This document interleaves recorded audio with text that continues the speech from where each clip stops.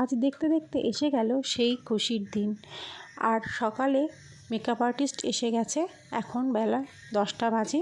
বোন মেকআপে বসার আগে একবার প্যান্ডেলে এসে ব্যাকগ্রাউন্ডটা দেখে যাচ্ছে যে কেমন হয়েছে, রেডি ঠিকঠাক হয়েছে কিনা।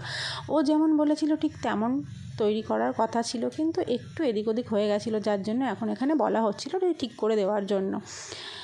তো যাই হোক, আজকের ভিডিওটা খুব ছোট্ট করে তোমাদের মাঝখানে শেয়ার করছি, কারণ আজকের দিন প্রচণ্ড ব্যস্ততার দিন। তার মাঝখানেও আমি তোমাদের সঙ্গে এইটুকু তুলে ধরার চেষ্টা করেছি যাতে তোমরাও আমার সঙ্গে আমার আনন্দটা শেয়ার করে নিতে পারো। এতদিন বাবা মা কতই না চিন্তাভাবনা করতো যে কবে মেয়েটার বিয়ে দেবো।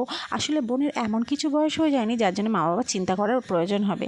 তবুও একটা মেয়ে একটু বড় হলে, যখন সে পড়াশোনা কমপ্লিট করে ফেলেছে মোটামুটি, তখন সব বাবা মাই চায় তাকে একটা উপযুক্ত পাত্রের হাতে তুলে দিতে, সেই আর কি।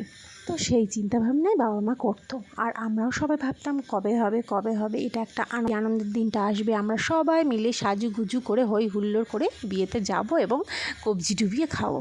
এটা কিন্তু সবার বাড়ি, সবাই বোন দিদি ভাই যেই থাকুক না কারণ এটা একটা আনন্দের জিনিস, তো সেটাই ভাবতাম। কিন্তু হঠাৎ করে যে এত তাড়াতাড়ি সব কিছু যাবে, সব কিছু এত তাড়াতাড়ি হয়ে যাবে, আমরা কেউই সত্যি বিশ্বাস করে বুঝতে পারিনি। তো এদিকে দেখো, সকাল সকাল আমি কিন্তু বেডরুমটা ক্লিন করে পিলো কভার এবং কার্টেন বেডশিট সবগুলো পরিয়ে দিয়েছি এবং ঘরটাকে পুরো রেডি করে দিয়েছি। ঘরগুলো পুরো রেডি হয়ে গেল। এখন সকালে এবার বাইরের কাজকর্ম যেটুকু নিজেরা বাকি আছে সেটুকু করে নিলে হয়ে যাবে। তো যাই হোক, এদিকে দেখো বাবুচ্চি দাদাভাইরাও চলে এসেছে সকাল সকাল। আর এখন সেদিকে মাছটাও ভিজিয়ে দিয়েছে, এদিকে পেঁয়াজ কাটছে, ময়দা মাখার কাজও শুরু হয়ে গেছে। আর এদিকে কড়াই ধুয়ে নেওয়া হচ্ছে, তরকারি চাপানো হবে, কারণ সকালে ব্রেকফাস্টে হবে লুচি আর সয়াবিনের তরকারি। কারণ আমরা বাড়িতে যারা আছি এবং অন্যান্য সবাই এসে গেছে আত্মীয় স্বজন, তারা তো সকালে খাওয়া দাওয়া করবে, তো সেটা আর কি এদেরকেই বলে দেওয়া হয়েছিল, এরাই করে দেবে। আর এদিকে দেখো প্যান্ডেলের ভেতরে কার্পেটও বেছানো হয়ে গেছে। তো মোটামুটি এদিকটাও রেডি হয়ে গেছে। আর এখন এসে গেছে পার্লারের লোকজন, তাদের কাছে বোন বসে গেছে সাজুগুজু করতে। ওর হয়ে গেলে আমি কিন্তু লাইনে আছি 2 নম্বরে, বিয়ে বলে কথা, আর আমি হলাম ওর একমাত্র দিদি, তো একটু সাজুগুজু তো করতেই হয়, তাই না? তোমরা কি বলো কমেন্ট করে কিন্তু অবশ্যই জানিও। আর এদিকে দেখো বড় বড় ফ্যান নিয়ে চলে এসেছে। যদি প্রচণ্ড গরম আজকে, জানি না এই ফ্যান দিয়ে কিছু কাজ হবে কি না, বলেছিল এয়ার কুলার নিয়ে আসবে। তো সব কিছু মিলিয়ে জানি না কতটা গরমে হাত থেকে বাঁচতে পারবো।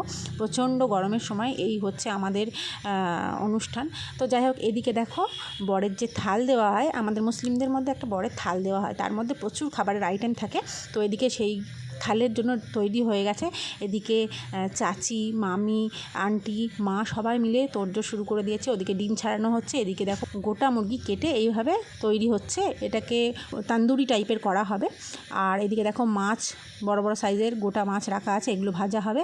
আর এই দেখো এই হলো থাল, এই হলো বরের থাল। এখানে আছে দেখো পোলাও আছে, প্রচুর আইটেম আছে, সব তোমাদেরকে শেয়ার করে দিচ্ছি। পোলাও আছে, মাছ ভাজা আছে, এখানে মুরগির মোসম্মা বলা হয় এটাকে, মানে গোটা মুরগি, এটাকে খুব ভালো করে সিদ্ধ করে তন্দুরি টাইপের করা আছে।